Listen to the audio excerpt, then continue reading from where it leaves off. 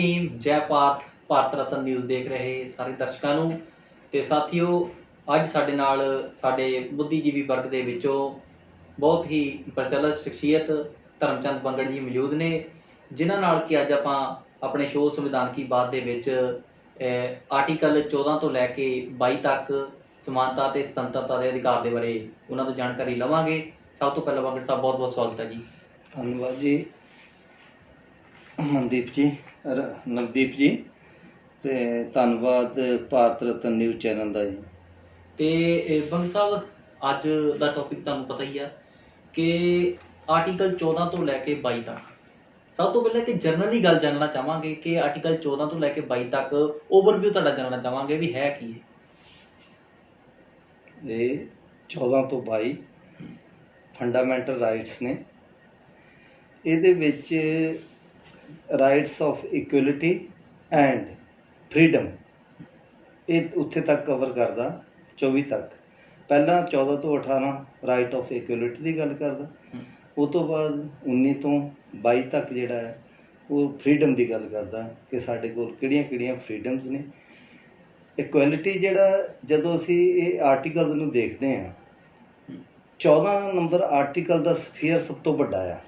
ਇਹ ਇੱਕ general view ਦੇ ਰਿਹਾ ਕਿ ਇਕੁਐਲਿਟੀ ਬਿਫੋਰ ਦਾ ਲਾਅ। ਜਿਹੜਾ ਭਾਰਤੀ ਕਾਨੂੰਨ ਆ, ਇਹਦੇ ਸਾਹਮਣੇ ਸਾਰੇ ਬਰਾਬਰ ਨੇ ਜੀ, ਇਰਰਿਸਪੈਕਟਿਵ ਆਫ ਐਨੀ ਸਟੇਟਸ, ਚਾਹੇ ਉਹ ਪ੍ਰਾਈਮ ਮਿਨਿਸਟਰ ਹੈ, ਚਾਹੇ ਪ੍ਰੈਜ਼ੀਡੈਂਟ ਹੈ, ਚਾਹ ਕੋਈ ਚਪੜਾਸੀ ਜਾਂ ਕੋਈ ਮੇਰੇ ਵਰਗਾ ਮਜ਼ਦੂਰ ਹੈ, ਉਹ ਸਾਰੇ ਨੂੰ ਬਰਾਬਰਤਾ ਦੀ ਗੱਲ ਕਰ ਰਿਹਾ ਕਿ ਕਿਸੇ ਦੇ ਨਾਲ ਵੀ ਕੋਈ ਡਿਸਕ੍ਰਿਮੀਨੇਸ਼ਨ ਨਹੀਂ ਹੋ ਸਕਦੀ ਐਜ਼ ਪਰ ਆਰਟੀਕਲ 14। ਇਹਦਾ ਜਿਹੜਾ ਸਕੋਪ ਆ ਬਹੁਤ ਵੱਡਾ ਹੈ। ਤੇ ਜਿਹੜਾ ਆਰਟੀਕਲ 15 ਆ, ਉਹਦਾ ਜਿਹੜਾ ਸਕੋਪ ਆ ਉਹ ਜਿਹੜਾ 14 ਦੇ ਆਰਟੀਕਲ ਨਾਲੋਂ ਥੋੜ੍ਹਾ ਜਿਹਾ ਘੱਟ ਜਾਂਦਾ। ਉਹ ਗੱਲ ਕਰਦਾ ਕਿ 5 ਬੇਸਿਸ ਦੇ ਉੱਤੇ, ਜਿਵੇਂ ਆਪਾਂ ਰਿਲੀਜਨ, ਕਾਸਟ, ਰੇਸ, ਇਹਦੇ ਵਿੱਚ ਸੈਕਸ, ਇਹਦੇ 5 ਦੇ ਆਧਾਰ ਦੇ ਉੱਤੇ ਕਿਸੇ ਦੇ ਨਾਲ ਕੋਈ ਡਿਸਕ੍ਰਿਮੀਨੇਸ਼ਨ ਨਹੀਂ ਹੋ ਸਕਦੀ ਇਨ ਐਜੂਕੇਸ਼ਨ ਔਰ ਇਨ ਰਿਲੀਜਨ ਬੇਸਿਸ। ਇਹ ਮਤਲਬ ਉਹਨੂੰ ਇੱਥੇ ਕਟੇਲ ਕਰ ਦਿੰਦਾ। ਇਹ 14 ਨਾਲੋਂ ਇਹਦਾ ਸਕੋਪ ਘੱਟ ਗਿਆ। ਜਿਹੜਾ 16 ਹੈ, ਇਹ ਜਿਹੜੀ ਗੱਲ ਕਰਦਾ ਸਿਰਫ ਸਾਡੇ ਜਿਹੜੀਆਂ ਨੌਕਰੀਆਂ ਔਰ ਜਿਹੜੀਆਂ ਅਪੁਆਇੰਟਮੈਂਟਸ ਨੇ, ਇਹ ਉਹਦੇ ਬਾਰੇ ਗੱਲ ਕਰਦਾ, ਪ੍ਰਮੋਸ਼ਨਸ ਬਾਰੇ ਗੱਲ ਕਰਦਾ ਕਿ ਇਹ ਜਦੋਂ ਕਿਸੇ ਦੀ ਕੋਈ ਨਿਯੁਕਤੀ ਹੁੰਦੀ ਹੈ ਕਿਸੇ ਸਰਕਾਰੀ ਨੌਕਰੀ ਦੇ ਵਿੱਚ, ਜਾਂ ਕਿਸੇ ਦੀ ਪ੍ਰਮੋਸ਼ਨ ਹੁੰਦੀ ਹੈ, ਉਹ 7 ਬੇਸਿਸ ਦੇ ਉੱਤੇ ਉਹਦੇ ਨਾਲ ਡਿਸਕ੍ਰਿਮੀਨੇਸ਼ਨ ਨਹੀਂ ਹੋ ਸਕਦੀ। ਪਰ ਫਰਦਰ ਉਹ ਉਹਨੂੰ ਡਿਵਾਈਡ ਕਰ ਰਿਹਾ ਕਿ ਜਿਵੇਂ ਵੂਮੈਨ ਐਂਡ ਚਾਈਲਡ ਆ ਜੀ, ਉਹਦੇ ਪਿੱਛੇ ਇੱਕ ਸਪੈਸ਼ਲ ਜਾਂ ਮਤਲਬ ਰੀਜ਼ਨੇਬਲ ਕਾਜ਼ ਹੋਣਾ ਚਾਹੀਦਾ ਜੇ ਅਸੀਂ ਡਿਸਕ੍ਰਿਮੀਨੇਸ਼ਨ ਕਰਨੀ ਹੈ, ਜਾਂ ਅਸੀਂ ਉਹਨਾਂ ਨੂੰ ਕੋਈ ਸਪੈਸ਼ਲ ਪ੍ਰਿਵਿਲੇਜ ਦੇਣਾ, ਜਾਂ ਉਹਨਾਂ ਦੀਆਂ ਕੁਛ ਰਾਈਟਸ ਅਸੀਂ ਕਰਟੇਲ ਕਰਨੇ ਆ। ਉਹਦੇ ਪਿੱਛੇ ਅਗਰ ਜੇ ਕੋਈ ਜਸਟੀਫਾਈਏਬਲ ਰੀਜ਼ਨ ਹੈ, ਰੀਜ਼ਨੇਬਲ ਕੋਈ ਕਾਜ਼ ਹੈ, ਤਾਂ ਉਹ ਕੀਤਾ ਜਾ ਸਕਦਾ। ਮੰਨ ਲਓ ਕੋਈ ਅਸੀਂ ਨਰਸ ਭਰਤੀ ਕਰਨੀ ਹੈ ਜੀ, ਉਹਦੇ ਵਿੱਚ ਇਹ ਪਹਿਲੇ ਚੱਲਦਾ ਸੀ ਕਿ ਇੱਕ ਲੇਡੀ ਹੈ ਜਿਹੜੀ ਉਹਨੂੰ ਨਰਸ ਲਾਇਆ ਜਾ ਸਕਦਾ ਹੈ ਨਾ। ਉਹ ਇਟ ਮੀਨਸ ਕੀ ਆ ਕਿ ਵੀ ਜਿਹੜਾ ਜੈਂਟ ਜਾਂ ਮੇਲ ਆ, ਉਹ ਇਹ ਆਬਜੈਕਟ ਕਰ ਸਕਦਾ ਕਿ ਮੇਰੇ ਨਾਲ ਡਿਸਕ੍ਰਿਮੀਨੇਸ਼ਨ ਕਿਉਂ, ਪਰ ਕਿਉਂਕਿ ਉਹਦੇ ਪਿੱਛੇ ਇੱਕ ਰੀਜ਼ਨੇਬਲ ਕਾਜ਼ ਹੈਗਾ ਆ, ਇਸ ਕਰਕੇ ਉਹ ਜਿਹੜਾ ਜਸਟੀਫਾਈਡ ਆ।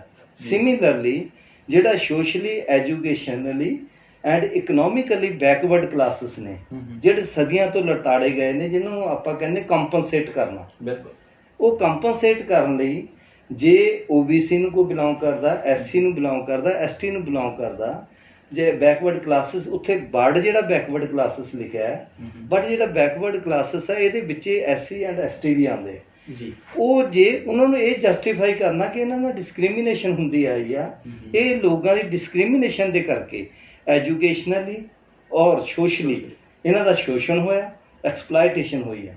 ਉਹ ਜਿਹੜਾ ਇਹ ਬੈਕਵਰਡ ਹੋ ਗਏ, ਪਿੱਛੇ ਰਹਿ ਗਏ, ਉਹਨਾਂ ਨੂੰ ਜਸਟੀਫਾਈ ਕਰਨ ਲਈ ਜਿਹੜਾ ਆਰਟੀਕਲ 16 ਦੇ ਵਿੱਚ ਇਹ ਪ੍ਰੋਵੀਜ਼ਨ ਦਿੱਤੀ ਗਈ ਹੈ, 16(4) ਦੇ ਵਿੱਚ, ਕਿ ਬਈ ਇਹਨਾਂ ਨੂੰ ਜੇ ਅਗਰ ਸਪੈਸ਼ਲ ਰੈਜ਼ਰਵੇਸ਼ਨ ਦੇ ਕੇ ਬੇਸ਼ੱਕ, ਜਾਂ ਕੋਈ ਇਹਨਾਂ ਦੀ ਐਜੂਕੇਸ਼ਨ ਘੱਟ ਕਰਕੇ, ਜਾਂ ਇਹਨਾਂ ਨੂੰ ਏਜ ਦੇ ਵਿੱਚ ਲਿਮਿਟ ਦੇ ਵਿੱਚ ਕੁਝ ਰਿਲੈਕਸੇਸ਼ਨ ਦੇ ਕੇ ਵੀ ਇਹਨਾਂ ਨੂੰ ਭਰਤੀ ਕੀਤਾ ਜਾਂਦਾ। ਇਟ ਇਜ਼ ਜਸਟੀਫਾਈਏਬਲ ਰੀਜ਼ਨ, ਇਹ ਰੀਜ਼ਨੇਬਲ ਕਾਜ਼ ਆ, ਇਸ ਕਰਕੇ ਇਹ ਜਸਟੀਫਾਈ ਹੈ, ਇਹਨੂੰ ਡਿਸਕ੍ਰਿਮੀਨੇਸ਼ਨ ਨਹੀਂ ਮੰਨਿਆ ਜਾਊਗਾ ਬਾਕੀਆਂ ਦੇ ਨਾਲ। ਠੀਕ ਹੈ, ਤੁਹਾਡੀ ਗੱਲ ਨਾਲ ਇੱਥੇ ਕਿਤੇ ਨਾ ਕਿਤੇ ਸਹਿਮਤ ਆ। ਔਰ ਇੱਕ ਵਾਰੀ ਲਖਨਊ ਯੂਨੀਵਰਸਿਟੀ ਦਾ ਵੀ ਇੱਕ ਕੇਸ ਆਇਆ ਸੀਗਾ ਜਿਸ ਦੇ ਵਿੱਚ 79 ਬੱਚਿਆਂ ਨੂੰ ਉਹਨਾਂ ਦੀ ਜਿਹੜੀ ਆ ਰੀਪੇਅਰ ਕੱਢ ਦਿੱਤੀ ਗਈ ਸੀਗੀ, ਪਰੰਤੂ ਜਦੋਂ ਉਹਨਾਂ ਦੀ ਰੀਵੈਲੂਏਸ਼ਨ ਕਰਾਈ ਗਈ, ਕਿਉਂਕਿ ਮਾਮਲਾ ਬੜਾ ਭਾਗਿਆ ਸੀ, ਉਸ ਸਮੇਂ ਦੀ ਗੱਲ ਹੈ, ਮੇਰਾ ਖਿਆਲ 2011 ਦੀ ਗੱਲ ਆ। ਔਰ ਉਸ ਸਮੇਂ ਜਦੋਂ ਇਹ ਐਵੈਲੂਏਟ ਕਰਾਇਆ ਗਿਆ ਤੇ ਉਹ ਸਾਰੇ ਦੇ ਸਾਰੇ ਬੱਚੇ ਜਿਹੜੇ ਆ ਅਬਵ 80% ਨੰਬਰ ਉਹਨਾਂ ਦੇ ਆਏ। ਤੇ ਇਹ ਮਤਲਬ ਘਟਨਾਵਾਂ ਦਾ ਮੈਂ ਫਿਰ ਉੱਥੇ ਹੀ ਆਉਂਦਾ, ਤੁਸੀਂ ਕਹਿੰਦੇ ਕਾਰਨ ਨਹੀਂ ਪਤਾ ਲੱਗ ਰਿਹਾ, ਪਰ ਅਸੀਂ ਜਾਣਨਾ ਚਾਹੁੰਦੇ ਕਿਤੇ ਨਾ ਕਿਤੇ ਤੁਹਾਡੀ ਨਜ਼ਰ ਵਿੱਚ ਇਹਦਾ ਕਾਰਨ ਕੀ ਹੋ ਸਕਦਾ। ਕਾਰਨ ਅਸੀਂ ਇਹ ਵੀ ਦੇਖਦੇ ਹਾਂ, ਪਹਿਲੀ ਗੱਲ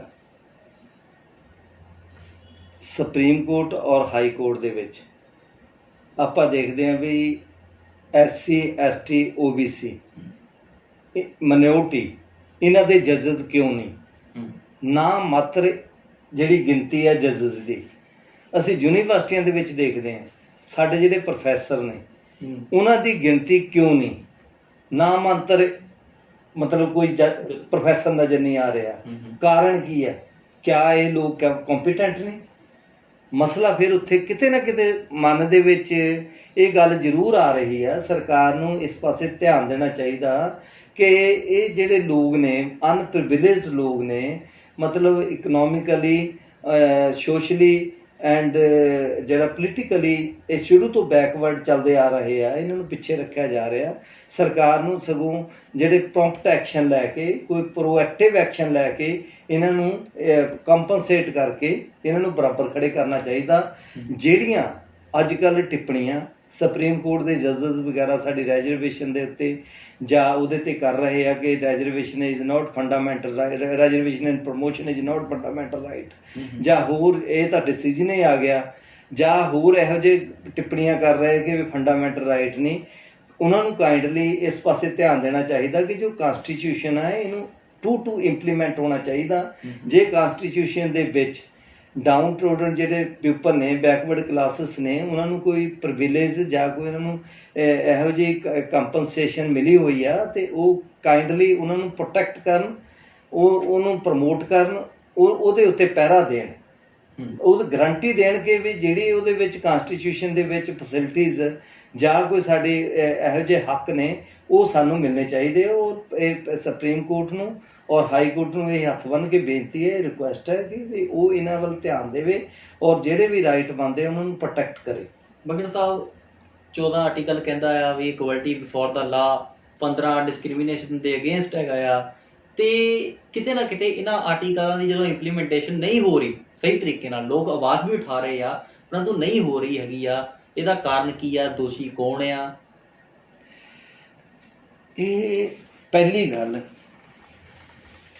ਜਦੋਂ ਵੀ ਮੈਂ ਦੇਖਦਾ ਕਿ ਸਾਡਾ ਜਿੰਨਾ ਵੀ ਪੜ੍ਹਿਆ ਲਿਖਿਆ ਵਰਗ ਆ ਇਹ ਕਾਨਸਟੀਟਿਊਸ਼ਨ ਨੂੰ ਤਾਂ ਪੜ੍ਹਦਾ ਹੀ ਨਹੀਂ ਜੀ, ਇੱਧਰ ਨੂੰ ਧਿਆਨ ਹੀ ਨਹੀਂ ਦਿੰਦਾ।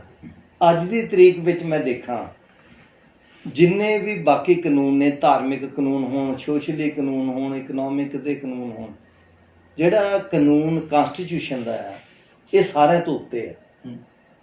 ਇਹ ਸਾਰਿਆਂ ਨੂੰ ਓਵਰਰੂਲ ਕਰ ਸਕਦਾ।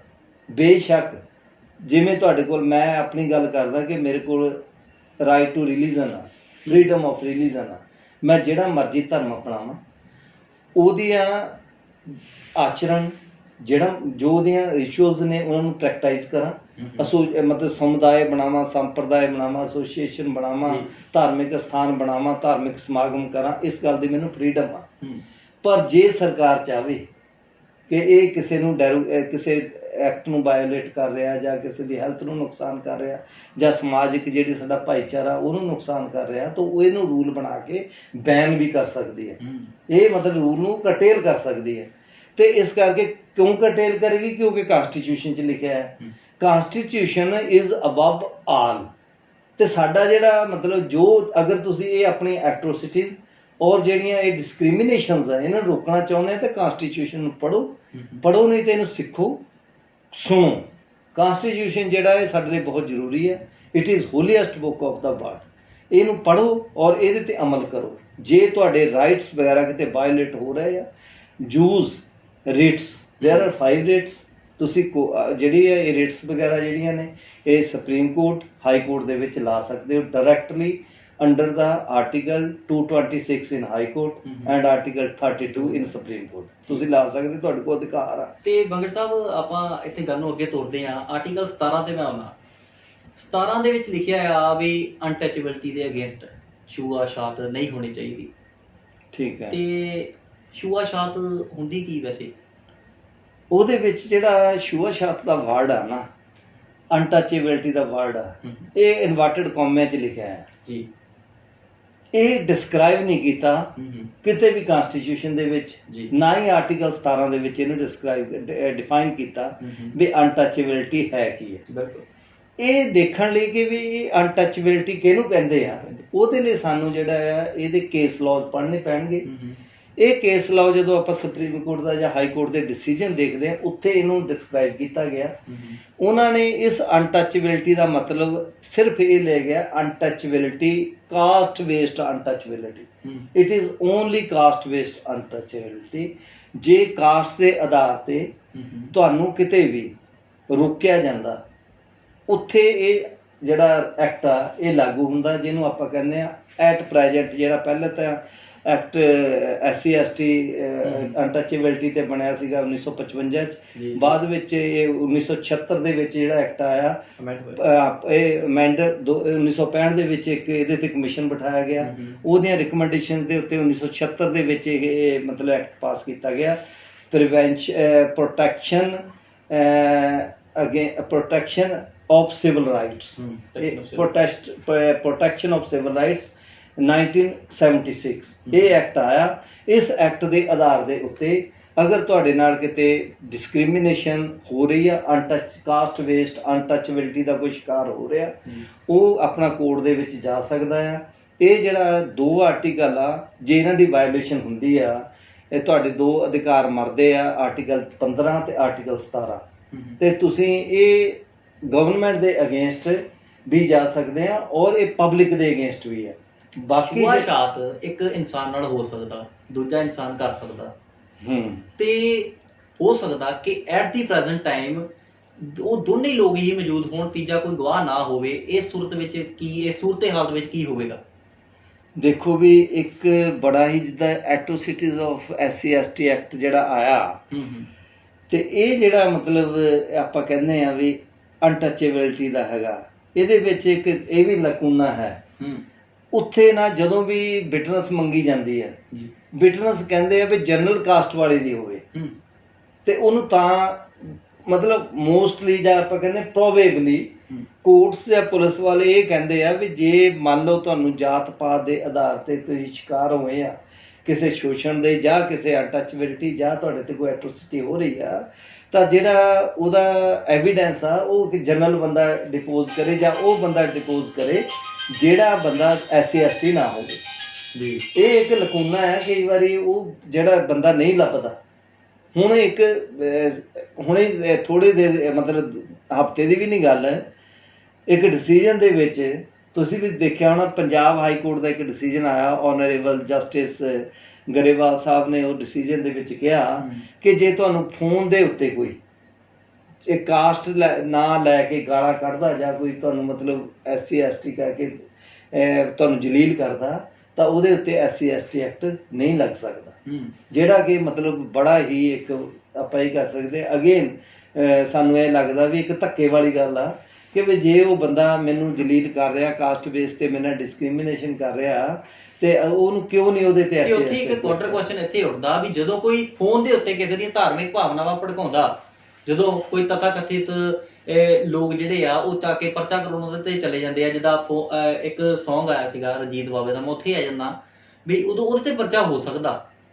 ਤੇ ਜੋ ਕੋਈ ਜੇ ਕਿਸੇ ਦੀਆਂ ਤਾਂ ਆਪਣੇ ਜਾਤੀਗਤ ਭਾਵਨਾਵਾਂ ਨੂੰ ਭੜਕਾਉਂਦਾ ਆ, ਉੱਥੇ ਪਰਚਾ ਨਹੀਂ ਹੋ ਸਕਦਾ। ਕਿ ਇਹ ਵੀ ਇੱਕ ਡਿਸਕ੍ਰਿਮੀਨੇਸ਼ਨ ਦੇ ਅੰਡਰ ਨਹੀਂ ਆਊਗਾ? ਨਹੀਂ, ਆਪਾਂ ਇਹਨੂੰ ਡਿਸਕ੍ਰਿਮੀਨੇਸ਼ਨ ਦੇਖੋ, ਆਨਰੇਬਲ ਹਾਈ ਕੋਰਟ ਆ, ਸੁਪਰੀਮ ਕੋਰਟ ਆ, ਅਸੀਂ ਇਹਨਾਂ ਦੇ ਨਾਲ ਡਿਸਐਗਰੀ ਕਰ ਸਕਦੇ ਹਾਂ, ਅਸੀਂ ਇਹਨਾਂ ਨੂੰ ਕੰਡੈਮ ਨਹੀਂ ਕਰ ਸਕਦੇ, ਇਹਨਾਂ ਦੇ ਡਿਸੀਜਨ ਨੂੰ ਅਸੀਂ ਡਿਸਕ੍ਰਿਮੀਨੇਸ਼ਨ ਵੀ ਨਹੀਂ ਕਹਿ ਸਕਦੇ। ਦੇਖੋ, ਇੱਕ ਉਹਨਾਂ ਦੇ ਅਸੀਂ ਫੈਸਲੇ ਨਾਲ ਐਗਰੀ ਨਹੀਂ ਹੈ, ਇਹ ਸਾਡਾ ਫੰਡਾਮੈਂਟਲ ਰਾਈਟ ਆ, ਪਰ ਅਸੀਂ ਉਹਨਾਂ ਨੂੰ ਕੰਡੈਮ ਨਹੀਂ ਕਰ ਸਕਦੇ, ਨਾ ਉਹਨਾਂ ਦਾ ਅਸੀਂ ਵਿਰੋਧ ਕਰ ਸਕਦੇ ਹਾਂ।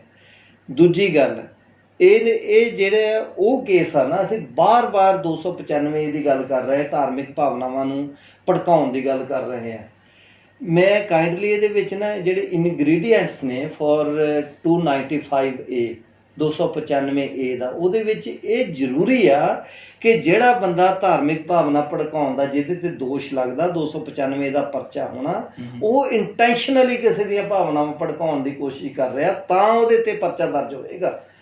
ਜੇ ਉਹਦੀ ਇੰਟੈਂਸ਼ਨ ਨਹੀਂ ਹੈ ਪਿੱਛੇ ਭਾਵਨਾਵਾਂ ਭੜਕਾਉਣ ਦੀ, ਫਿਰ ਉਹਦੇ ਤੇ 295A ਐਕਟ ਨਹੀਂ ਲੱਗਦਾ। ਪਰ ਇਹ ਚੀਜ਼ਾਂ ਨੂੰ ਜਿਹੜੇ ਸਾਡੇ ਇਨਵੈਸਟੀਗੇਟਿੰਗ ਆਫਿਸਰ ਨੇ, ਪੁਲਿਸ ਨੇ, ਉਹਨਾਂ ਨੂੰ ਮਨਿਊਟਲੀ ਅਗਰ ਚੈੱਕ ਕਰਨ, ਜਿਹੜੇ ਕਾਫੀ ਲੋਕਾਂ ਨਾਲ ਧੱਕਾ ਹੋ ਜਾਂਦਾ, ਉਹਨਾਂ ਤੇ FIR ਦਰਜ ਹੋ ਜਾਂਦੀ, ਅੰਦਰ ਹੋ ਜਾਂਦੇ ਆ, ਜਾਂ ਉਹਨਾਂ ਨੂੰ ਇਹ ਜਿਹੇ ਮਤਲਬ ਪਰੇਸ਼ਾਨੀਆਂ ਸਹਿਣੀਆਂ ਪੈ ਰਹੀਆਂ, ਉਹ ਜਿਹੜੇ ਇਨਵੈਸਟੀਗੇਟਿੰਗ ਸਾਡੇ ਅਧਿਕਾਰੀ ਨੇ ਉਹ ਇਸ ਚੀਜ਼ ਨੂੰ ਅਵੋਇਡ ਕਰ ਸਕਦੇ ਆ। ਅਸੀਂ ਫਿਰ ਉਹਨਾਂ ਨੂੰ ਬੇਨਤੀ ਕਰਦੇ ਹਾਂ ਵੀ ਜ਼ਰੂਰ ਦੇਖੋ ਕਿ ਕਈ ਵਾਰੀ ਕੋਈ ਬੰਦੇ ਦੀ ਇੰਟੈਂਸ਼ਨ ਨਹੀਂ ਹੁੰਦੀ, ਉਹ ਮਤਲਬ ਕਿਸੇ ਦੀਆਂ ਭਾਵਨਾਵਾਂ ਭੜਕਾਉਣ ਦੀ, ਉਹਨੇ ਸਰਾਸਰੀ ਕੋਈ ਗੱਲ ਕਹੀ ਆ, ਉਹਦੇ ਤੇ 295 ਦਾ ਪਰਚਾ ਦਰਜ ਨਹੀਂ ਹੋ ਸਕਦਾ। ਬ੍ਰੇਕ ਤੋਂ ਪਹਿਲਾਂ ਇੱਕ ਧਰ ਤੋਂ ਸਵਾਲ ਜ਼ਰੂਰ ਲਵਾਂਗੇ। ਜਿੱਥੇ ਆਪਾਂ 295A ਦੀ ਗੱਲ ਕਰਦੇ ਹਾਂ ਜਾਂ ਕਿਸੇ ਹੋਰ ਐਕਟ ਦੀ ਗੱਲ ਕਰਦੇ ਹਾਂ, ਜਦੋਂ ਧਾਰਮਿਕ ਭਾਵਨਾਵਾਂ ਜਾਂ ਜਾਤੀਗਤ ਭਾਵਨਾਵਾਂ ਜਾਂ ਐਟਸੈਕਟਰਾ ਕੁਝ ਵੀ ਹੋ ਜਾਂਦਾ, ਪਰੰਤੂ ਜਦੋਂ ਆਪਾਂ ਆਰਟੀਕਲ 13 ਦੇਖਦੇ ਹਾਂ, ਆਰਟੀਕਲ 13 ਇੱਕ ਗੱਲ ਕਹਿੰਦਾ ਵੀ ਜਦੋਂ ਸੰਵਿਧਾਨ ਲਾਗੂ ਹੁੰਦਾ, ਇਸ ਤੋਂ ਪਹਿਲਾਂ ਦੇ ਸਾਰੇ ਹੀ ਸਮਾਜਿਕ, ਧਾਰਮਿਕ ਅਤੇ ਹੋਰ ਜਿਹੜੇ ਆ ਕਲਚਰਲ ਜਿਹੜੇ ਗ੍ਰੰਥ ਆ ਜਾਂ ਉਹਨਾਂ ਵਿੱਚ ਲਿਖੀਆਂ ਹੋਈਆਂ ਗੱਲਾਂ ਆ, ਉਹ ਨਿਲ ਐਂਡ ਵੋਇਡ ਹੋ ਜਾਂਦੀਆਂ ਆ।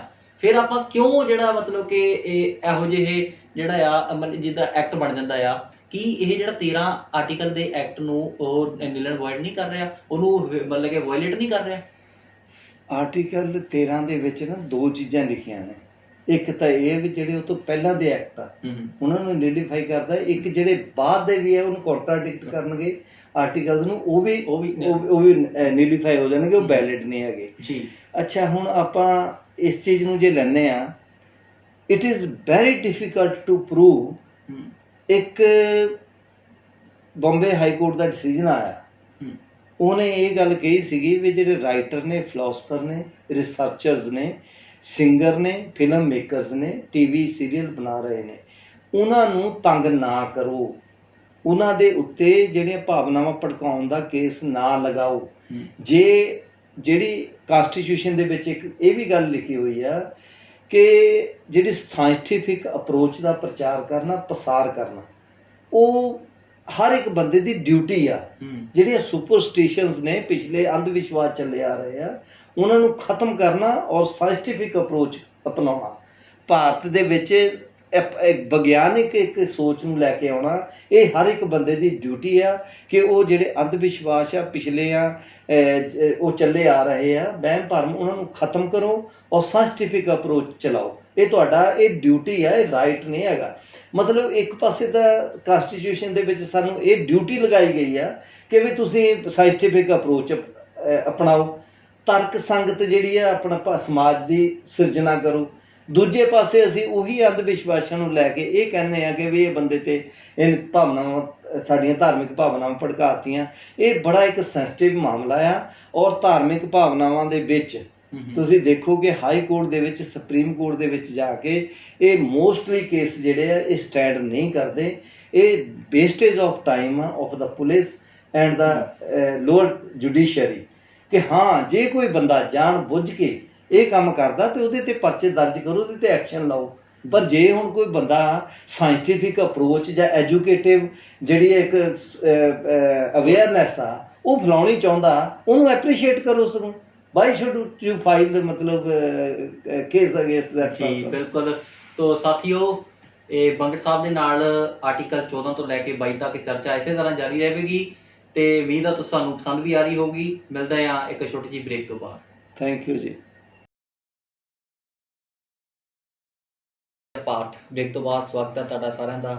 ਤੋ ਦੋਸਤੋ, ਜਿੱਦਾਂ ਕਿ ਅੱਜ ਆਪਾਂ ਬੰਗੜ ਸਾਹਿਬ ਨਾਲ ਚਰਚਾ ਕਰ ਰਹੇ ਸੀਗੇ, ਇਹ ਬੜੀ ਗਹਿਨ ਚਰਚਾ ਜਿਹੜੀ ਆ ਲੱਗੀ ਹੋਈ ਸੀਗੀ।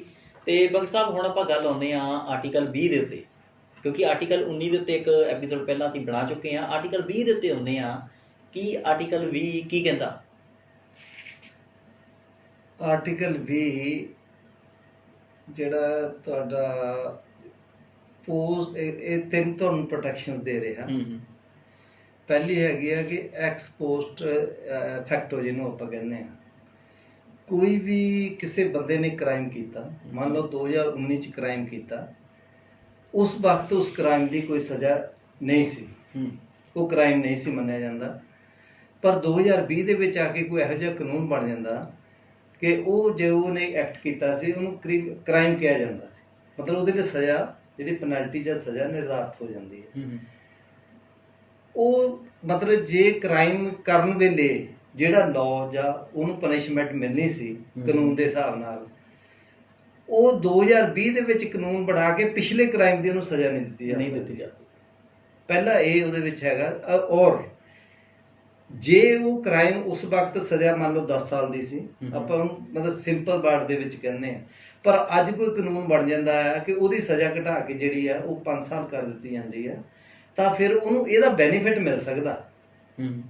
ਪਰ ਉਹ ਜੇ ਮਤਲਬ ਜੇ ਸਜ਼ਾ ਵਧਾ ਦਿੱਤੀ ਜਾਂਦੀ 5 ਤੋਂ 10 ਸਾਲ ਤੱਕ, ਫਿਰ ਉਹਨੂੰ ਉਹਦਾ ਨੁਕਸਾਨ ਨਹੀਂ ਸੀ ਹੋ ਸਕਦਾ, ਉਹਨੂੰ ਜਿਹੜੀ ਸਜ਼ਾ ਮਿਲਦੀ ਸੀ ਮਤਲਬ ਸਜ਼ਾ ਘੱਟ ਤਾਂ ਹੋ ਸਕਦੀ ਹੈ ਪਰ ਸਜ਼ਾ ਵਧਾਈ ਨਹੀਂ ਜਾ ਸਕਦੀ। ਜਿੱਦਾਂ ਨਿਰਭਇਆ ਕੇਸ ਦੇ ਵਿੱਚ ਹੋਇਆ ਕਿ ਜਿਹੜੇ ਰੇਪ ਕਰਨ ਵਾਲੇ ਸੀਗੇ ਉਹਨਾਂ ਦੀ ਜਿਹੜੀ ਆ ਮਤਲਬ ਕਿ ਨਾਬਾਲਗ ਸੀਗਾ ਉਸ ਸਮੇਂ ਇੱਕ ਨੌਜਵਾਨ, ਔਰ ਉਸ ਸਮੇਂ ਤੇ ਉਸ ਤੋਂ ਬਾਅਦ ਲਾਅ ਜਿਹੜਾ ਬਣਾ ਕੇ ਉਹਨੂੰ ਉਮਰ ਜਿਹੜੀ ਘਟਾ ਕੇ 16 ਸਾਲ ਕਰ ਦਿੱਤੀ ਗਈ ਆ ਨਾਬਾਲਗ ਦੀ, ਪਰ ਉਹਨੂੰ ਫਿਰ ਉਹਦੇ ਚ ਪਨਿਸ਼ ਨਹੀਂ ਕੀਤਾ ਗਿਆ। ਤੇ ਚਲੋ ਠੀਕ ਹੈ ਜੀ। ਤੇ ਬਗੜ ਸਾਹਿਬ ਇੱਕ ਹੋਰ ਕਿ ਇੱਕ ਕ੍ਰਾਈਮ ਲਈ ਇੱਕ ਬੰਦੇ ਨੂੰ 2 ਵਾਰ ਸਜ਼ਾ ਨਹੀਂ ਮਿਲ ਸਕਦੀ। ਇਹ ਇਸ ਤਰ੍ਹਾਂ ਆ ਕਿ ਵੀ ਜੇ ਉਹ ਪ੍ਰੋਸੀਕਿਊਟ ਹੋਇਆ ਹੋਵੇ, ਉਹਨੂੰ ਸਜ਼ਾ ਮਿਲ ਚੁੱਕੀ ਹੋਵੇ, ਉਹ ਤੋਂ ਬਾਅਦ ਉਸੇ ਕ੍ਰਾਈਮ ਲਈ ਉਹਨੂੰ ਸਜ਼ਾ ਨਹੀਂ ਮਿਲ ਸਕਦੀ। ਪਰ ਜੇ ਉਹਦੇ ਨਾਲ ਕੋਈ ਐਡੀਸ਼ਨਲ ਚਾਰਜ ਉਹਦੇ ਤੇ ਲੱਗਦਾ, ਫਿਰ ਉਹਨੂੰ ਪ੍ਰੋਸੀਕਿਊਟ ਦੁਬਾਰਾ ਵੀ ਕੀਤਾ ਜਾ ਸਕਦਾ। ਮਤਲਬ ਇੱਕ ਬੰਦੇ ਨੂੰ ਇੱਕ ਕ੍ਰਾਈਮ ਲਈ 2 ਵਾਰ ਸਜ਼ਾ ਨਹੀਂ ਮਿਲ ਸਕਦੀ। ਤੇ ਜਿਹੜੇ 84 ਦੌਰਾਨ ਲੋਕ ਕੈਦ ਕੀਤੇ ਗਏ ਅੱਜ ਤੱਕ ਸਜ਼ਾਵਾਂ ਪੂਰੀਆਂ ਹੋਣ ਤੋਂ ਬਾਅਦ ਵੀ ਅੰਦਰ, ਉਹਨਾਂ ਦਾ ਫਿਰ ਕੀ ਬਣੂਗਾ? ਇਹਦੇ ਵਿੱਚ ਸਿੱਧਾ ਇਹ ਸੀਗਾ ਕਿ ਜਿਹੜੀਆਂ 5 ਰਿਟਸ ਆ ਨਾ, ਹੁਣ ਤੁਸੀਂ ਯੂਟਿਲਾਈਜ਼ ਨਹੀਂ ਕਰ ਰਹੇ। ਹੈਬਿਸ ਕਾਰਪਸ ਜਿਹੜੀ ਆ ਰਿਟ ਆ ਕਿ no person can be detained without any reason. ਆਪਾਂ ਨੂੰ ਪਤਾ ਹੋਣਾ ਵੀ ਜਿਹੜਾ ਇਹ ਕੇਸ ਬਣਿਆ ਸੀ 14 ਸਾਲ ਦੇ ਇੱਕ ਬਿਹਾਰ ਦੇ ਵਿੱਚ ਆਦਮੀ ਸੀਗਾ, ਉਹਨੂੰ ਸਜ਼ਾ ਹੋਈ, ਸਜ਼ਾ ਕੱਟਣ ਤੋਂ ਬਾਅਦ ਵੀ 14 ਸਾਲ ਉਹ ਜਿਹੜਾ ਜੇਲ੍ਹ ਦੇ ਵਿੱਚ ਰਿਹਾ।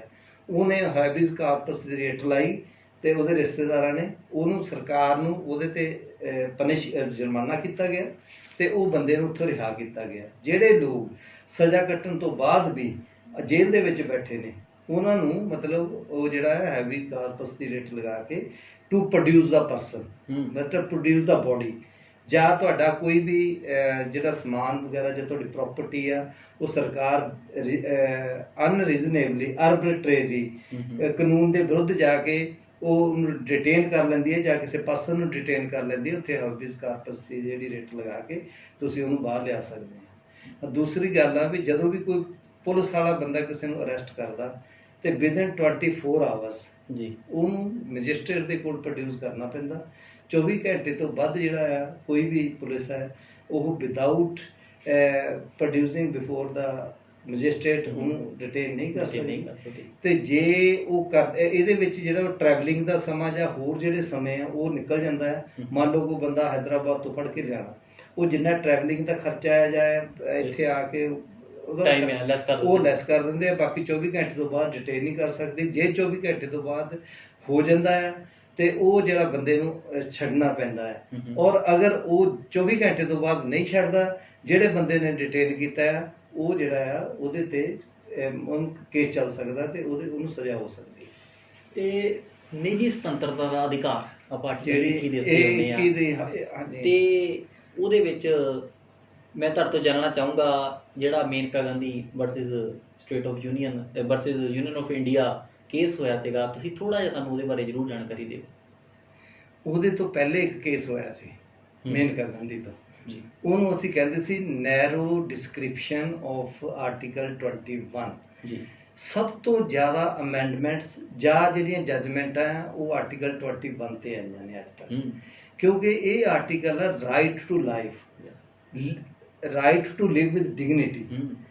ਇਹ ਜਿਹੜੀ ਭਾਰਤ ਦੇ ਹਰ ਸਿਟੀਜ਼ਨ ਨੂੰ ਔਰ ਇਹ ਜਿਹੜਾ ਆਰਟੀਕਲ ਆ it is not applicable on the citizens only. ਇਹ ਸਿਰਫ ਜਿਹੜੇ ਭਾਰਤ ਦੇ ਨਾਗਰਿਕ ਆ ਉਹਨਾਂ ਤੇ ਇੰਪਲੀਮੈਂਟ ਨਹੀਂ ਹੁੰਦਾ।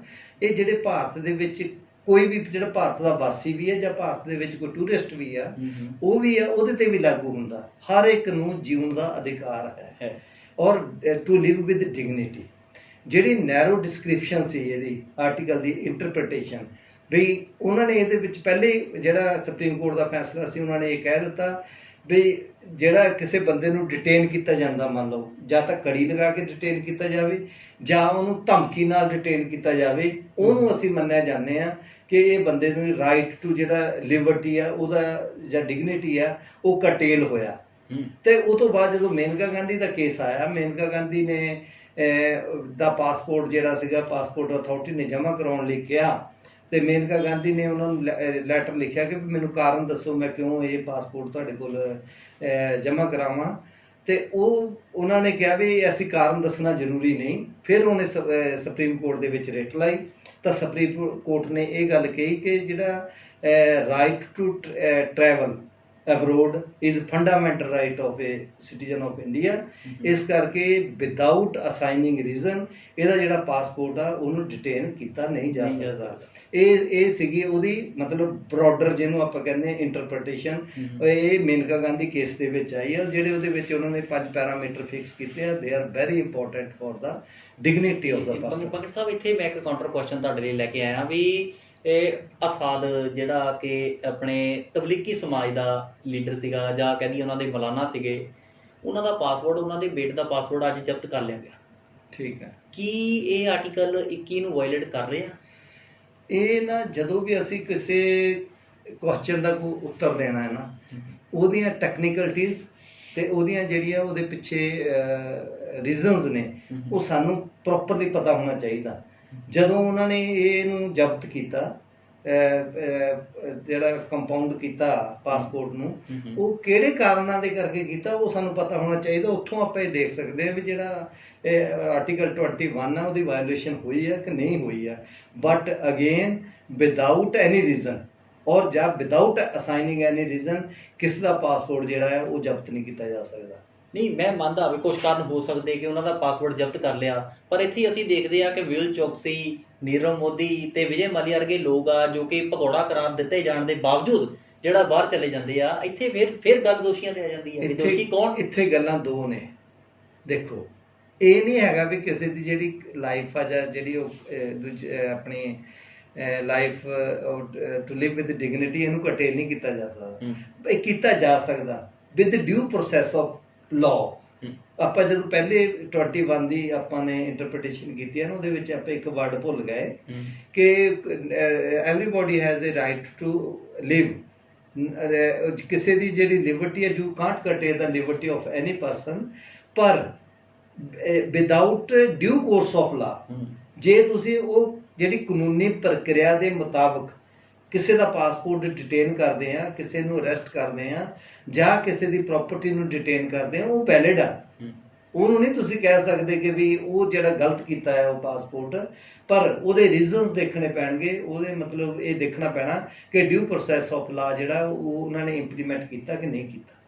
ਇਹ ਬੰਗੜ ਸਾਹਿਬ, ਆਰਟੀਕਲ 22 ਬਾਰੇ ਆਪਾਂ ਜੇ ਗੱਲ ਕਰੀਏ ਤਾਂ ਕੀ ਆਰਟੀਕਲ 22 ਕੀ ਕਹਿੰਦਾ? 22 ਦਾ ਇੱਕ ਪੁਆਇੰਟ ਆਪਾਂ ਪਹਿਲਾਂ ਹੀ ਡਿਸਕਸ ਕਰ ਚੁੱਕੇ ਹਾਂ ਵੀ ਜੇ ਕਿਸੇ ਬੰਦੇ ਦੀ ਕੋਈ ਅਰੈਸਟ ਹੁੰਦੀ ਹੈ ਤੇ ਵਿਦਿਨ 24 ਆਵਰਸ ਉਹਨੂੰ ਆਪਾਂ ਮੈਜਿਸਟਰੇਟ ਦੇ ਸਾਹਮਣੇ ਪੇਸ਼ ਕਰਨਾ ਹੈ ਜੀ। ਠੀਕ ਹੈ। ਆਪਾਂ 24 ਦੀ ਇੱਕ ਜਦੋਂ ਆਪਾਂ ਆਰਟੀਕਲ 20 ਦੀ ਗੱਲ ਕਰਦੇ ਸੀਗੇ, ਉਹਦੇ ਵਿੱਚ ਆਪਾਂ ਇੱਕ ਪੁਆਇੰਟ ਰਹਿ ਗਿਆ ਸੀਗਾ, ਪਹਿਲਾਂ ਉਹ ਡਿਸਕਸ ਕਰ ਲਈਏ ਕਿ ਵੀ ਜਦੋਂ ਵੀ ਕਿਸੇ ਬੰਦੇ ਦਾ ਅਸੀਂ ਉਹਦਾ ਅਰੈਸਟ ਕਰਨਾ ਆ ਜਾਂ ਮਤਲਬ ਉਹਨੂੰ ਅਸੀਂ ਕੰਪੈਲ ਨਹੀਂ ਕਰ ਸਕਦੇ ਕਿ ਉਹ ਆਪਣੇ ਵਿਰੁੱਧ ਹੀ ਕੋਈ ਐਵੀਡੈਂਸ ਦੇਵੇ। ਜਦੋਂ ਕਿਸੇ ਵੀ ਜਿਹੜਾ ਅੰਡਰ ਟਰਾਇਲ ਬੰਦਾ ਆ ਉਹਨੂੰ ਕੰਪੈਲ ਨਹੀਂ ਕੀਤਾ ਜਾ ਸਕਦਾ ਕਿ ਉਹ ਆਪਣੇ ਵਿਰੁੱਧ ਹੀ ਗਵਾਹੀ ਦੇਵੇ। ਜਦੋਂ ਉਹਨੂੰ ਕਿਸੇ ਵੇਲੇ ਇਹ ਲੱਗਦਾ ਆ, ਜੇ ਉਹ ਕਹਿ ਵੀ ਦਿੰਦਾ ਆ, ਕੋਈ ਮਤਲਬ ਐਡਮਿਟ ਵੀ ਕਰ ਲੈਂਦਾ ਕਿ ਇਹ ਮੈਂ ਕ੍ਰਾਈਮ ਕੀਤਾ, ਪਰ ਉਹ ਜੇ ਪੁਲਿਸ ਦੇ ਸਾਹਮਣੇ ਐਡਮਿਟ ਵੀ ਕਰ ਲੈਂਦਾ, it can't be produced as evidence in the court. ਉਹ ਕੋਰਟ ਦੇ ਵਿੱਚ ਅਸੀਂ ਉਹਨੂੰ ਐਵੀਡੈਂਸ ਦੇ ਤਰ੍ਹਾਂ ਪ੍ਰੋਡਿਊਸ ਨਹੀਂ ਕਰ ਸਕਦੇ। ਤੇ ਜੇ ਪਰ ਉਹਦੇ ਨਾਲ ਜੇ ਉਹਨੇ ਇਹ ਕਿਸੇ ਚੀਜ਼ ਨੂੰ ਐਡਮਿਟ ਕੀਤਾ ਤੇ ਉਹਦੇ ਨਾਲ ਕੋਈ ਐਡੀਸ਼ਨਲ ਐਵੀਡੈਂਸ ਉਹਨਾਂ ਨੂੰ ਮਿਲ ਜਾਂਦੀ ਹੈ। ਮੰਨ ਲਓ ਕੋਈ ਬੰਦਾ ਕਹਿੰਦਾ ਕਿ ਵੀ ਮੈਂ ਚੋਰੀ ਕੀਤੀ ਆ, ਪਰ ਇਹ ਕੋਰਟ ਦੇ ਵਿੱਚ ਐਵੀਡੈਂਸ ਨਹੀਂ ਹੋਊਗਾ ਕਿ ਇਸ ਬੰਦੇ ਨੇ ਚੋਰੀ ਕੀਤੀ, ਨਾ ਕੋਰਟ ਮੰਨ ਲਏਗੀ।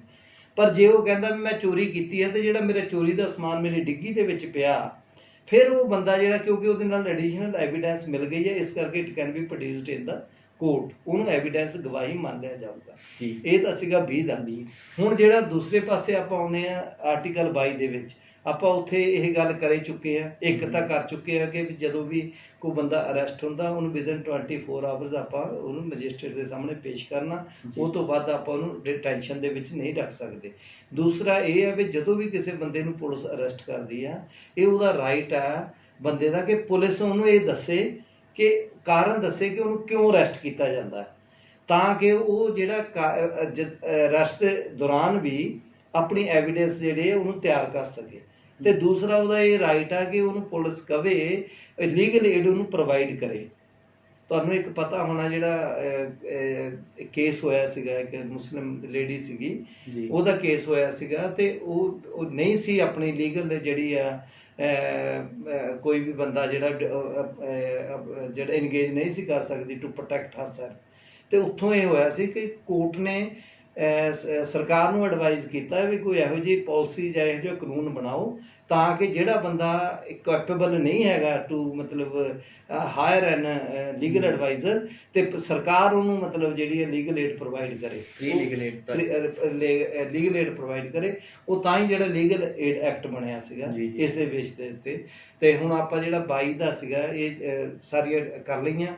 2 ਤਰ੍ਹਾਂ ਦੀਆਂ ਇਹਦੇ 'ਚ ਅਰੈਸਟ ਹੁੰਦੀਆਂ, ਤੁਹਾਨੂੰ ਇਸ ਗੱਲ ਬਾਰੇ ਪਤਾ ਹੋਣਾ, ਪਰ ਆਪਾਂ ਜੇ ਉਹਨੂੰ ਡਿਟੇਲ ਵਿੱਚ ਦੱਸੀਏ, ਹੋ ਸਕਦਾ ਆਮ ਪਬਲਿਕ ਜਿਹੜੀ ਥੋੜ੍ਹੀ ਉਹਨੂੰ ਔਖਾ ਲੱਗੇ, ਜਿਹੜੇ ਲਾਅ ਦੇ ਬੰਦੇ ਉਹ ਸਮਝ ਜਾਣਗੇ। ਇੱਕ ਤਰ੍ਹਾਂ ਪਨਿਊਟਿਵ ਆਪਾਂ ਅਰੈਸਟ ਕਹਿੰਦੇ ਆ, ਦੂਸਰੀ ਪ੍ਰੀਵੈਂਟਿਵ ਜਾਂ ਪ੍ਰੋਹਿਬਿਟਰੀ ਕਹਿੰਦੇ ਆ। ਪੁਨੀਟਿਵ ਦਾ ਉਹ ਆ ਜਦੋਂ ਕ੍ਰਾਈਮ ਹੋਣ ਤੋਂ ਬਾਅਦ ਬੰਦੇ ਨੂੰ ਅਰੈਸਟ ਕੀਤਾ ਜਾਂਦਾ, ਉਹ ਜਿਹੜਾ ਐਕਟ ਆ ਉਹ ਪਹਿਲਾਂ ਕਰ ਚੁੱਕਿਆ ਹੁੰਦਾ, ਉਹਨੂੰ ਬਾਅਦ ਵਿੱਚ ਅਰੈਸਟ ਕੀਤਾ ਜਾਂਦਾ, ਉਹਨੂੰ ਕਹਿੰਦੇ ਪੁਨੀਟਿਵ ਆਫਟਰ ਕਮਿਟਿੰਗ ਕ੍ਰਾਈਮ।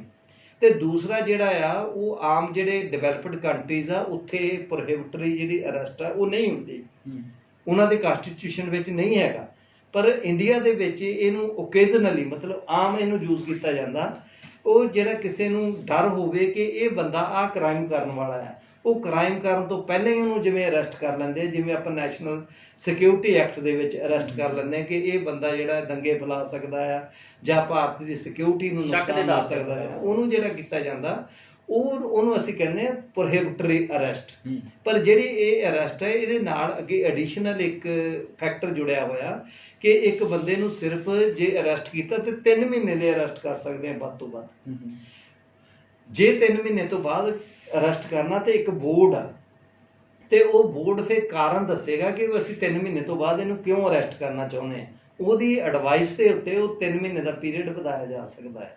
ਅਦਰਵਾਈਜ਼ ਉਹ ਜਿਹੜਾ 3 ਮਹੀਨੇ ਤੋਂ ਜ਼ਿਆਦਾ ਨਹੀਂ ਰੱਖਿਆ ਕੀਤਾ ਜਾ ਸਕਦਾ। ਬਟ ਜੇ ਆਪਾਂ ਕਈ ਤਰ੍ਹਾਂ ਦੇ ਹੋਰ ਵੀ ਅਰੈਸਟਸ ਨੇ, ਜਿੱਦਾਂ ਕੋਈ ਫੋਰਨ ਕੰਟਰੀ ਦਾ ਆ ਕੇ ਇੱਥੇ ਬੰਦਾ ਜਾਸੂਸ ਫੜਿਆ ਗਿਆ ਜਾਂ ਕੁਛ ਇੱਦਾਂ ਦੀ ਕੋਈ ਚੀਜ਼ ਹੋ ਗਈ ਆ ਜਿਹਦੇ ਨਾਲ ਨੈਸ਼ਨਲ ਸਿਕਿਉਰਿਟੀ ਨੂੰ ਸਾਡੀ ਨੂੰ ਖਤਰਾ ਆ, ਉੱਥੇ ਆਪਾਂ ਜਿਹੜੀ ਉਹ ਟਰਮ ਆ ਜਿਹੜੇ ਬੋਰਡ ਦੇ ਐਡਵਾਈਜ਼ਰੀ ਦੇ ਉੱਤੇ 3 ਮਹੀਨੇ ਤੋਂ ਵੀ। ਡਾਕਟਰ ਸਾਹਿਬ, ਇੱਕ ਮੈਂ ਆਖਰੀ ਕੁਐਸਚਨ ਤੁਹਾਡੇ ਤੋਂ ਪੁੱਛਣਾ, ਇੱਕ ਲਾਅ ਆ ਜੋ ਵਿਜੇ ਮਾਲਿਆ, ਮੇਹੁਲ ਚੌਕਸੀ ਔਰ ਨੀਰਵ ਮੋਦੀ ਲਈ ਆ, ਇੱਕ ਲਾਅ ਆ ਜੋ ਮਹਿਬੂਬਾ ਮੁਫਤੀ, ਉਮਰ ਅਬਦੁੱਲਾ, ਬਾਬਰ ਕਾਦਰੀ, ਆਪਣੇ ਜੇ ਗੱਲ ਕਰ ਰਹੀਏ ਤਾਂ ਆਪਣੇ ਹੋਰ ਵੀ ਜਿਹੜੇ ਇੱਦਾਂ ਦੇ ਹੋਏ ਆ, ਜਿੱਦਾਂ ਤੇ ਜਿਹੜੇ ਆਪਣੇ ਸੋਸ਼ਲ ਐਕਟਿਵਿਸਟ ਆ, ਜੇ ਆਪਾਂ ਇਹਨਾਂ ਨੂੰ ਮੰਨ ਲਈਏ ਤਾਂ ਇੱਕ ਲਾਅ ਇਹਨਾਂ ਵਾਸਤੇ ਆ ਜਿਨ੍ਹਾਂ ਨੂੰ ਕਿ ਬਿਨਾਂ ਕਾਰਨ ਦੱਸਿਆ ਹੀ ਅੰਦਰ ਕਰ ਦਿੱਤਾ ਜਾਂਦਾ, ਤੇ ਕੁਝ ਲੋਕ ਉਹ ਆ ਜਿਹੜੇ ਕਿ ਦੇਸ਼ ਦਾ ਸਾਡੇ ਦਾ ਪੈਸਾ ਲੈ ਕੇ ਬਾਹਰ ਫਰਾਰ ਹੋ ਜਾਂਦੇ ਆ, ਜਾਂ ਕਹਿ ਦਈਏ ਭਗੌੜੇ ਕਰਾਰ ਦਿੱਤੇ ਜਾਂਦੇ, ਫਿਰ ਵੀ ਬਾਹਰ ਚਲੇ ਜਾਂਦੇ ਆ ਆਊਟ ਆਫ ਕੰਟਰੀ। ਕੀ ਸਮਝਦੇ ਤੁਸੀਂ? ਦੇਖੋ ਜੀ, ਲਾਅ ਆਫ ਲੈਂਡ ਜਿਹੜਾ ਹੈ ਭਾਰਤ ਦਾ ਕਾਨੂੰਨ ਹੈ, ਭਾਰਤ ਦਾ ਸੰਵਿਧਾਨ ਹੈ, ਸਭ ਨੂੰ ਮੰਨਣਾ ਚਾਹੀਦਾ। ਸਾਡਾ ਥੋੜ੍ਹਾ ਇਹ ਦੁਖਾਂਤ ਜ਼ਰੂਰ ਰਿਹਾ ਕਿ ਇਹ ਜਿਹੜਾ ਆ ਪੋਲੀਟੀਕਲ ਪਾਰਟੀਜ਼ ਜਾਂ ਬਾਕੀ ਲੋਕ ਜਿਹੜੇ ਨੇ ਇਨਫਲੂਐਂਸ਼ੀਅਲ ਪਰਸਨਸ ਨੇ, ਉਹ ਇਹਨੂੰ ਆਪਣੇ ਤਰੀਕੇ ਨਾਲ ਤੋੜ ਮਰੋੜ ਕੇ ਆਪਣੇ ਬੈਨੀਫਿਟ ਲਈ ਯੂਜ਼ ਕਰ ਰਹੇ ਆ ਜੀ। ਤੇ ਸਰਕਾਰਾਂ ਕਿੱਥੇ ਦੀਆਂ ਵੀ ਹੋਣ, ਪਾਵਰ ਵਾਲੇ ਜਿਹੜੇ ਲੋਕ ਨੇ ਉਹ ਹਮੇਸ਼ਾ ਚਾਹੁੰਦੇ ਨੇ ਕਿ ਜਿੰਨੇ ਵੀ ਫੰਡਾਮੈਂਟਲ ਰਾਈਟਸ ਆ ਉਹਨਾਂ ਨੂੰ ਕਰਟੇਲ ਕੀਤਾ ਜਾਵੇ। ਪਾਵਰ ਹੀ ਹੁੰਦੀ ਹੈ, ਸਰਕਾਰਾਂ ਇਹ ਚਾਹੁੰਦੀਆਂ ਨੇ। ਇਸੇ ਕਰਕੇ ਭਾਰਤ ਦੇ ਵਿੱਚ ਜਿਹੜਾ ਕਾਨਸਟੀਟਿਊਸ਼ਨ ਦੀ ਇੰਪਲੀਮੈਂਟੇਸ਼ਨ ਆ ਉਹਦੇ ਵਿੱਚ ਥੋੜ੍ਹੀ ਮਤਲਬ ਜਿਹੜੀ ਮਨਸ਼ਾ ਜਿਹੜੀ ਆ ਲੋਕਾਂ ਦੀ ਜਿਨ੍ਹਾਂ ਨੇ ਇੰਪਲੀਮੈਂਟ ਕਰਨਾ ਉਹਦੇ ਵਿੱਚ ਕਮੀ ਨਜ਼ਰ ਆ ਰਹੀ ਹੈ। ਉਹ ਲੋਕ ਇਹ ਨਹੀਂ ਸਮਝ ਰਹੇ ਕਿ ਉਹ ਜਿੱਦਾਂ ਸੰਵਿਧਾਨ ਨੂੰ ਸਹੀ ਤਰੀਕੇ ਨਾਲ ਨਹੀਂ ਇੰਪਲੀਮੈਂਟ ਕਰ ਰਹੇ, ਇਹ ਸਿਰਫ ਮਤਲਬ ਉਹਨਾਂ ਦੀ ਕੋਈ ਇਹ ਬਹਾਦਰੀ ਨਹੀਂ, ਜਾਂ ਇਹ ਕਹੀਏ ਵੀ ਉਹਨਾਂ ਨੂੰ ਕੋਈ ਇਹਦਾ ਬੈਨੀਫਿਟ ਹੋਣ ਵਾਲਾ ਨਹੀਂ। ਇਹਦੇ ਨਾਲ ਦੇਸ਼ ਦਾ ਵੀ ਨੁਕਸਾਨ ਹੋ ਰਿਹਾ ਤੇ ਉਹਨਾਂ ਦਾ ਆਪਣਾ ਵੀ ਨੁਕਸਾਨ ਹੋ ਰਿਹਾ। ਹੁਣ ਜਿੱਦਾਂ ਤੁਸੀਂ ਐਗਜ਼ਾਮਪਲ ਦਿੱਤੀ ਆ, ਆਈ ਡੋਂਟ ਨੋ ਵੀ ਉਹਨਾਂ ਦਾ ਜਿਹੜਾ ਪਾਸਪੋਰਟ ਆ ਉਹ ਕੈਂਸਲ ਹੋਇਆ ਕਿ ਨਹੀਂ ਹੋਇਆ। ਜਿੱਦਾਂ ਮਹਿਲ ਚੌਕਸੀ ਦਾ ਜਾਂ ਨੀਰਵ ਮੋਦੀ ਦਾ ਜਾਂ ਵਿਜੇ ਮਾਲੀਆ ਦਾ, ਲਲਿਤ ਮੋਦੀ ਦਾ, ਆਪਾਂ ਜੇ ਇਹਨਾਂ ਦੀ ਗਿਣਤੀ ਕਰਦੇ ਹਾਂ ਜਿਹੜੇ ਲੋਕ ਸਾਡੇ ਦੇਸ਼ ਨੂੰ ਫਰਾਡ ਕਰਕੇ ਭਾਰਤ ਦਾ ਪੈਸਾ ਲੈ ਕੇ ਲੁੱਟ ਕੇ ਬਾਹਰ ਚਲੇ ਗਏ ਆ, ਉਹ ਕਿੱਦਾਂ ਉਹਨਾਂ ਨੂੰ ਸੇਫ ਪਾਸੇ ਮਿਲ ਗਿਆ, ਇਹਦੇ ਉੱਤੇ ਜਿਹੜੀ ਇਨਵੈਸਟੀਗੇਸ਼ਨ ਹੋਣੀ ਆ ਉਹਦੇ ਵਿੱਚ ਪਤਾ ਚੱਲੇਗਾ ਵੀ ਇਹ ਕਿਸ ਤਰ੍ਹਾਂ ਲੋਕ ਜਿਹੜੇ ਆ ਇਹ ਬਾਹਰ ਚਲੇ ਗਏ ਨੇ। ਹੁਣ ਜੇ ਇਹਦੇ ਵਿੱਚ ਕੋਈ ਨਾ ਕੋਈ ਜਿੱਦਾਂ ਲਾ ਦਾ ਜਾਂ ਕਿਸੇ ਇਨਫਲੂਐਂਸ਼ੀਅਲ ਪੀਪਲਸ ਦੀ ਕੋਈ ਇਨਵੋਲਵਮੈਂਟ ਨਿਕਲਦੀ ਆ, ਇਟ ਇਜ਼ ਵੈਰੀ ਮਤਲਬ detriment to the interest of our country. ਸਾਡੇ ਭਾਰਤ ਦੇ ਜਿਹੜਾ ਇੰਟਰਸਟ ਆ, ਜਿਹੜਾ ਭਾਰਤ ਦਾ ਬੈਨੀਫਿਟ ਹੋਣਾ ਸੀ, ਉਹਦਾ ਬਹੁਤ ਨੁਕਸਾਨ ਹੋ ਰਿਹਾ। ਤੇ ਸਾਡੇ ਲੋਕਾਂ ਨੂੰ ਇਹ ਸਮਝ ਲੈਣਾ ਚਾਹੀਦਾ ਕਿ ਅਸੀਂ ਦੇਸ਼ ਦੀ ਡਿਵੈਲਪਮੈਂਟ ਲਈ ਕੰਮ ਕਰਨਾ, ਦੇਸ਼ ਦੇ ਭਲੇ ਲਈ ਕੰਮ ਕਰਨਾ, ਨਾਗਰਿਕਾਂ ਦੇ ਭਲੇ ਲਈ ਕੰਮ ਕਰਨਾ। ਜਿਹੜਾ ਦੇਸ਼ ਹੈ ਇਹ ਨਾਗਰਿਕਾਂ ਦਾ ਹੈ, ਪ੍ਰਾਪਰਟੀ ਨਾਲ ਦੇਸ਼ ਨਹੀਂ ਬਣਦਾ, ਸਰਹੱਦਾਂ ਨਾਲ ਦੇਸ਼ ਨਹੀਂ ਬਣਦਾ। ਮਤਲਬ ਜੇ ਆਪਾਂ ਫੈਕਟਰੀਆਂ ਨਾਲ ਕਹਿ ਲਈਏ ਜਾਂ ਕੰਪਨੀਆਂ ਨਾਲ ਦੇਸ਼ ਬਣਦਾ, ਇਸ ਤਰ੍ਹਾਂ ਨਹੀਂ ਬਣਦਾ। ਇਹ ਨਾਗਰਿਕਾਂ ਨਾਲ ਬਣਦਾ। ਨਾਗਰਿਕਾਂ ਦਾ ਪੈਸਾ ਲੈ ਕੇ ਉਹ ਦੌੜੇ ਆ। ਇਹਦੇ ਤੇ ਹੱਕ ਨਾਗਰਿਕਾਂ ਦਾ ਸੀਗਾ। ਇਸ ਕਰਕੇ ਜੇ ਕੋਈ ਇਹੋ ਜਿਹਾ ਕੇਸ ਹੋ ਰਿਹਾ ਜਾਂ ਕਿਸੇ ਨਾਲ ਮਾਈਨੋਰਟੀ ਬੇਸਿਸ ਤੇ, ਕਾਸਟ ਬੇਸ ਤੇ, ਰਿਲੀਜਨ ਬੇਸ ਤੇ ਡਿਸਕ੍ਰਿਮੀਨੇਸ਼ਨ ਹੋ ਰਹੀ ਹੈ, ਇਹ ਬਹੁਤ ਗਲਤ ਆ। ਜਿੰਨੀ ਜਲਦੀ ਹੋ ਸਕਦਾ ਜਿਹੜੇ ਸਾਡੇ ਦੇਸ਼ ਦੇ ਮੋਹਤਬਾਰ ਲੋਕ ਨੇ, ਸਰਕਾਰਾਂ ਨੇ, ਇਹਨਾਂ ਨੂੰ ਇਹ ਗੱਲ ਸਮਝ ਲੈਣੀ ਚਾਹੀਦੀ ਹੈ ਕਿ we should unite for development of our country.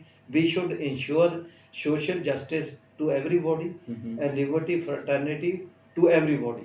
ਇਹ ਰਾਈਟ ਉਹਨਾਂ ਦਾ ਰਾਈਟ ਆ, ਸਰਕਾਰ ਦੀ ਇਹ ਡਿਊਟੀ ਹੈ ਉਹਨਾਂ ਨੂੰ ਇਹ ਪ੍ਰੋਵਾਈਡ ਕਰਨਾ। ਜੀ ਬੰਗੜ ਸਾਹਿਬ, ਘੜੀ ਦੀਆਂ ਸੂਈਆਂ ਦਾ ਇਹ ਇਸ਼ਾਰਾ ਆ ਕਿ ਹੁਣ ਸਮਾਪਤੀ ਵੱਲ ਨੂੰ ਵਧਿਆ ਜਾਵੇ। ਤਾਂ ਜਿਸ ਤਰ੍ਹਾਂ ਕਿ ਬੰਗੜ ਸਾਹਿਬ ਨੇ ਦੱਸਿਆ ਵੀ ਕਿਤੇ ਨਾ ਕਿਤੇ ਇੰਪਲੀਮੈਂਟੇਸ਼ਨ ਦੇ ਵਿੱਚ ਕਮੀ ਆ, ਕਿਤੇ ਨਾ ਕਿਤੇ ਜਿਹੜੀ ਸਾਡੀ ਐਗਜ਼ੀਕਿਊਟਿਵ ਬੋਡੀ ਆ ਜਿਨ੍ਹਾਂ ਨੇ ਕਿ ਲਾਅ ਨੂੰ ਇੰਪਲੀਮੈਂਟ ਕਰਨਾ ਹੁੰਦਾ ਆ, ਕਮੀਆਂ ਉੱਥੇ ਆ। ਔਰ ਕਮੀ ਇਸ ਚੀਜ਼ 'ਚ ਵੀ ਆ ਕਿ ਅਸੀਂ ਲੋਕ ਸੰਵਿਧਾਨ ਨੂੰ ਪੜ੍ਹ ਨਹੀਂ ਰਹੇ, ਸੰਵਿਧਾਨ ਵਿੱਚ ਲਿਖੀਆਂ ਹੋਈਆਂ ਗੱਲਾਂ ਦਾ ਪ੍ਰਸਾਰ ਨਹੀਂ ਹੋ ਪਾ ਰਿਹਾ, ਜਿਸ ਦੇ ਕਾਰਨ ਇਹਨਾਂ ਦੀ ਜਿਹੜੀ ਇੰਪਲੀਮੈਂਟੇਸ਼ਨ ਆਪਾਂ ਆ ਉਹ ਨਹੀਂ ਕਰਵਾ ਪਾ ਰਹੇ। ਦੂਜਾ, ਜਿਨ੍ਹਾਂ ਦੀ ਕਿ ਰਿਸਪੌਂਸਿਬਿਲਿਟੀ ਤੈਅ ਕੀਤੀ ਗਈ ਹੈ ਸੰਵਿਧਾਨ ਅਨੁਸਾਰ ਕਿ ਫੰਡਾਮੈਂਟਲ ਰਾਈਟਸ ਨੂੰ ਲਾਗੂ ਕਰਵਾਇਆ ਜਾਵੇ, ਇਹ ਜਿਹੜਾ ਹੋ ਨਹੀਂ ਰਿਹਾ। ਤਾਂ ਹੀ ਸਾਨੂੰ ਕਿਤੇ ਨਾ ਕਿਤੇ ਦੋ ਰਾਵਾਂ ਦਿਸਦੀਆਂ ਆ ਵੀ ਕੁਝ ਖਾਸ ਲੋਕਾਂ ਲਈ ਕੋਈ ਹੋਰ ਲਾਅ ਬਣਿਆ ਆ ਤੇ ਕੁਝ ਖਾਸ ਲੋਕਾਂ ਲਈ ਕੋਈ ਹੋਰ ਲਾਅ ਜਿਹੜਾ ਆ ਉਹ ਬਣਾਇਆ ਗਿਆ। ਬੰਗੜ ਸਾਹਿਬ, ਤੁਸੀਂ ਬਹੁਤ ਆਪਣਾ ਕੀਮਤੀ ਸਮਾਂ ਕੱਢਿਆ ਤੇ ਤੁਹਾਡਾ ਬਹੁਤ ਬਹੁਤ ਧੰਨਵਾਦ ਕਿ ਤੁਸੀਂ ਸੰਵਿਧਾਨ ਕੀ ਬਾਤ ਸ਼ੋਅ ਦੇ ਵਿੱਚ ਹਿੱਸਾ ਲਿਆ। ਧੰਨਵਾਦ ਜੀ ਸਾਰਿਆਂ ਦਾ, ਥੈਂਕ ਯੂ। ਤੇ ਉਮੀਦ ਹੈ ਕਿ ਤੁਹਾਨੂੰ ਅੱਜ ਦੀ ਗੱਲਬਾਤ ਜਿਹੜੀ ਆ ਪਸੰਦ ਆਈ ਹੋਵੇਗੀ। ਇਸੇ ਪ੍ਰਕਾਰ ਅਗਲੇ ਸ਼ੋਅ ਦੇ ਵਿੱਚ ਵੀ ਆਪ ਜੀ ਨੂੰ ਇੱਕ ਵਧੀਆ ਪਰਸਨੈਲਿਟੀ ਦੇ ਨਾਲ ਰੂਬਰੂ ਕਰਾਵਾਂਗੇ। ਬਹੁਤ ਬਹੁਤ ਧੰਨਵਾਦ। ਜੈ ਭੀਮ, ਜੈ ਭਾਰਤ।